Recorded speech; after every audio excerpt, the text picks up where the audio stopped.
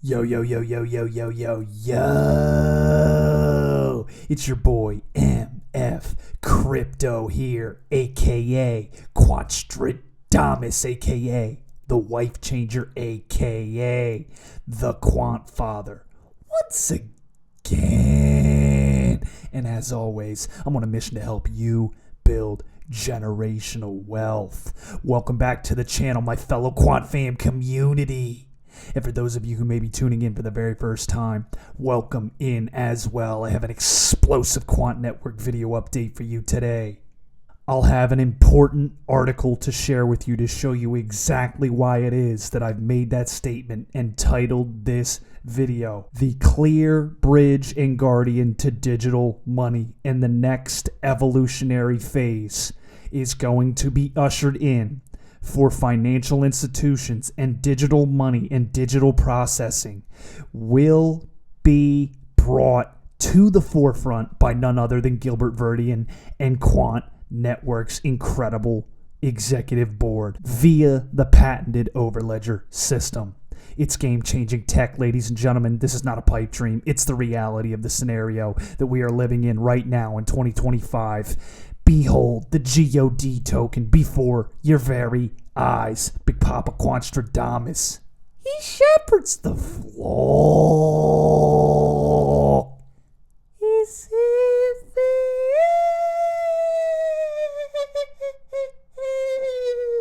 Don't ever get it twisted. Ladies and gentlemen, we're currently trading at 107.86 per QNT, down about 7.47% on the daily chart. We had a precipitous drop earlier today around 6:30 a.m. The market saw an initial sell-off. Boom, a second sell-off. Bitcoin price was driven downwards, creating further selling pressure across the entire market. It's just the name of the game. Do not be concerned. Do not be scared, ladies and gentlemen. We would have to see further downside from here. That all-important $100 psychological level is the level that I would be looking at and be concerned if we would drop beneath that. Then we could see bearish divergence here from our very own beloved QNT token. But for now, nothing is concerning me. Nothing is raising a major red flag. As you look here on the weekly, basically right back to where we started. We had that nice run up. Everything was starting to look fine and dandy. We were running up to that 120, just over 121 marker. Now we're back to square one. It's just the name of the game. It's the ebb and flow of price action in this volatile game that we call cryptocurrency. Now, in order to mitigate that DCA, dollar cost average, into this asset, if you believe in it as much as I do, my entire YouTube channel revolves around Quant Network because it is the greatest asset, not just in crypto. It is bigger than crypto itself. It is the number one asset on planet Earth, bar none. Over 95% of my portfolio is in it, yada, yada, yada, da-da-da-da-dee. You've heard me say it a million times, but for the new guys out there, this is a true one-of-one token. Now, before we dive into that explosive article update that I have for you regarding Quant Network and Gilbert Verdian himself, just in, Canada's Prime Minister Justin Trudeau officially resigns. Why I'm bringing that to your attention here today is we know right here in the United States, where I am from, not all of you may be from here, but those of you who are know very well that Donald Trump, the president-elect, is very bullish on cryptocurrency. He is a pro-crypto advocate in a major way. He has spoken on the topic many, many times. He will be ushering in this new digital era with the United States at the forefront. So, where this parlays in is if we can get the next Prime Minister of Canada to be pro-crypto as well and join forces or create an alliance with the United States, we could see a North America united for crypto advocacy and really start to pump these bags to the absolute ceiling, ladies and gentlemen. Rocket moon mission in the future is imminent, regardless of what happens in Canada. I love my Canadian brethren, but if we can get a pro-crypto prime minister in Canada, nothing is stopping us from pumping the markets through the sky. That would be a massive percentage of the global population that is pro crypto, and it would do wonders for the space as a whole and Quant Network by association. Now, let's dive right into that all-important article, ladies and gentlemen, that you've been waiting for since the beginning. Why digital money can be a corporate treasury win. This was published on December 19th, 2024. Traditional and electronic money have served their purpose. Digital money will soon be setting the payments agenda for corporate treasurers. Well, possibly. TMI consults an expert about the outlook for treasurers as more commercial banks consider a tokenized future. Now, before I go any further into the article, let me take a step back real quick. Treasury Management International, aka TMI, is who released this article, ladies and gentlemen, as you can see here on the left-hand side. Our very own Big Papa Gilbert Verdian and Tom Alford, the deputy editor at TMI. This is an outlet that has over 21,000 LinkedIn followers. I'll hop over here real quick for you, ladies and gentlemen. This is not some run-of-the-mill, fly by the seat of their pants, journalist jockey out on a whim or startup outlet. This is a legitimate financial journalistic enterprise here, the world-leading voice of Treasury. So I'm tired of the haters and the naysayers saying we're not getting real press releases out there. We're only acting as an echo chamber within the Quant community. Bullshit, ladies and gentlemen. This is a legitimate project that is making huge waves and creating inroads across the board. And you're going to find out the hard way if you're not invested in this project for the long haul. Never financial advice. There is a huge difference between electronic currency and digital currency. It is a difference that could soon place old school models at the end of the line as far as their practical value is concerned.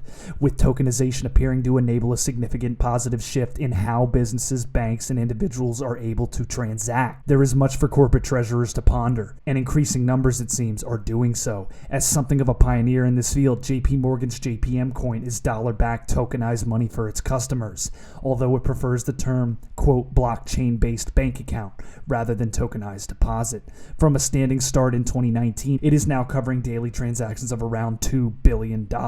More digital money projects are following, so now is the time for treasurers to explore what's in it for them. Long-term project. In practical terms, electronic money is simply a digital representation of a physical fiat currency, and thus is tied to conventional systems of use via online banking, cards, or digital wallets, for example. Conversely, digital currencies such as CBDCs and stablecoins have no underlying physical form, remaining permanently in a digital state and face no such restrictions. The banks love this, guys. This is the absolute endgame scenario for them. Complete financial control.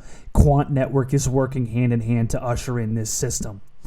Bad for personal freedoms, but good for the early investor, aka Big Papa Quantstradamus and the Quant fam community. The potential broad-based utility of digital money has driven Gilbert Verdian, founder and CEO of Quant Network, to spend many years developing supporting systems and technologies which ensure that the form's flexibility becomes reality. Quant provided the technology for Project Rosalind, the Bank of England's CBDC experiment, notably around retail use cases. Its work also underpins the UK's Regulated Liability Network, which you have heard me touch on many times in the past few videos, or RLN, a shared ledger concept created to help major global banks explore the use of tokenization, especially the recording, transfer, and settlement of individual liabilities. Having worked in HM Treasury from 2009 to 2011, during the global financial crisis period, Verdian had early access to a government paper exploring the idea of tokenization and how it might benefit financial services, making the UK one of the first countries to officially acknowledge the potential of digital money.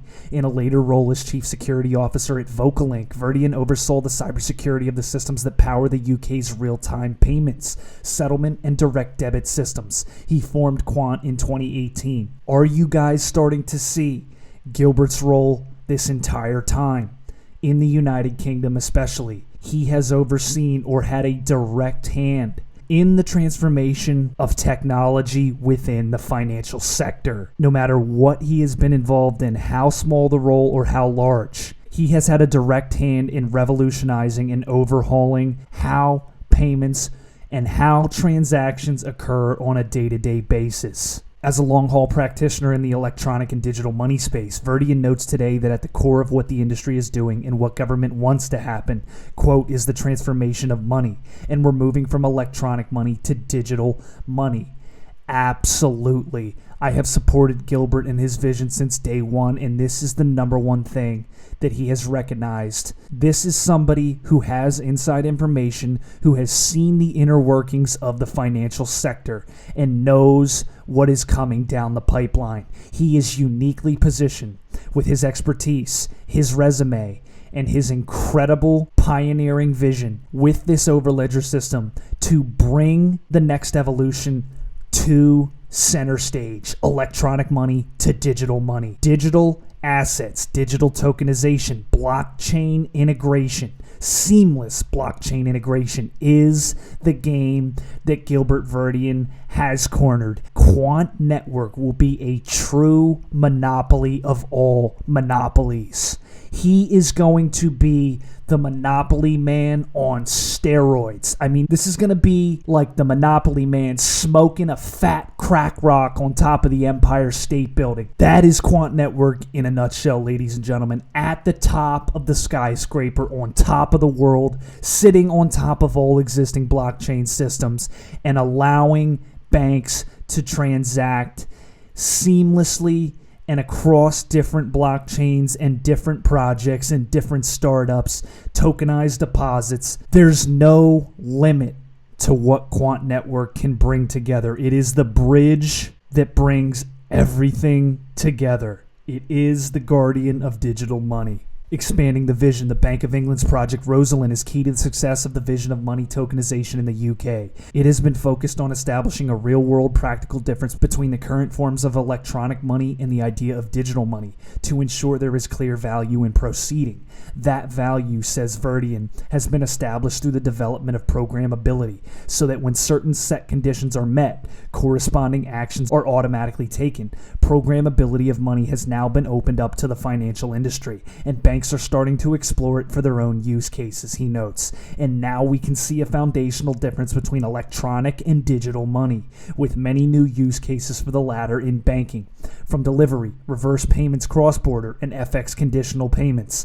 In practice, the commercial bank money space has leveraged learnings from the CBDC project. It has been able to add more advanced programmable functionality to digital money, with client bank accounts now in the mix. This was transformational because we were able to show that it is possible to do more than just pool transactions, says Verdian. Now it enables requests to pay, split pay, multi-pay, and a host of other new features where users can pull and push money across different accounts and banks into one pot of money.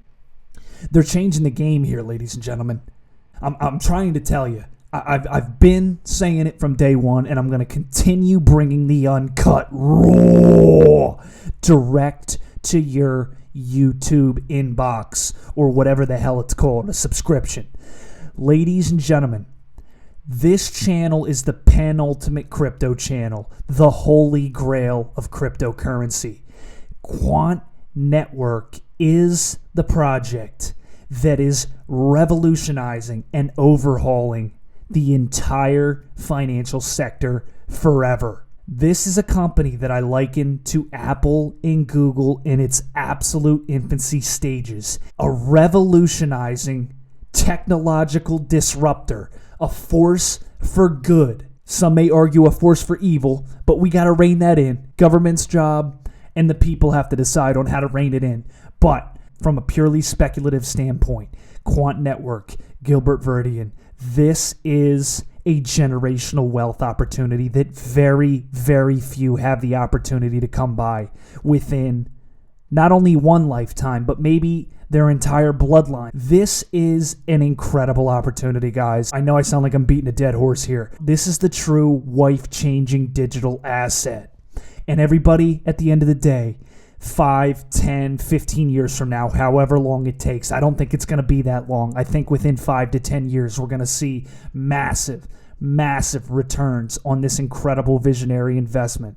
Never financial advice, but I believe within 10 years, we will see the wife-changing capability for each and every single one of you out there that may be in a scenario that they don't like right now in this moment in time. Maybe you're working 3 jobs to make ends meet. Maybe you just don't have that car or that house that you wanted. Maybe you're still renting an apartment. Maybe you have a beat up old Volvo from the early 2000s that's got the headliner torn out and there's air getting through your roof. Whatever it is, you have the opportunity to be the fat cat head honcho. Like I said, Monopoly Man on top of the Empire State Building, smoking a crack rock like you're Leonardo DiCaprio in the frickin' Wolf of Wall Street. This is next level, ladies and gentlemen.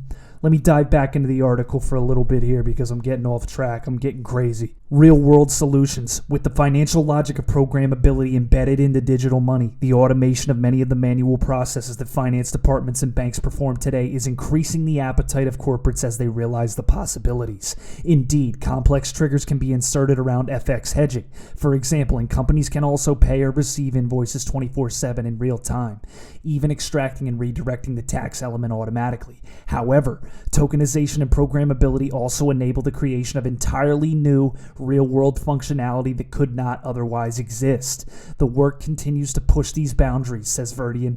We're now looking at how to define what those new financial logic functions could be. As an example, he suggests that a treasurer may want cross-border payments where settlements are linked between different banks, but with hedging against certain FX risks locked until triggered, where currently such transactions are executed over the phone, with the bank's account manager often pressed to find out whether a payment has been settled or even sent. This could easily be coded into digital money. They're changing everything, guys. They're changing everything.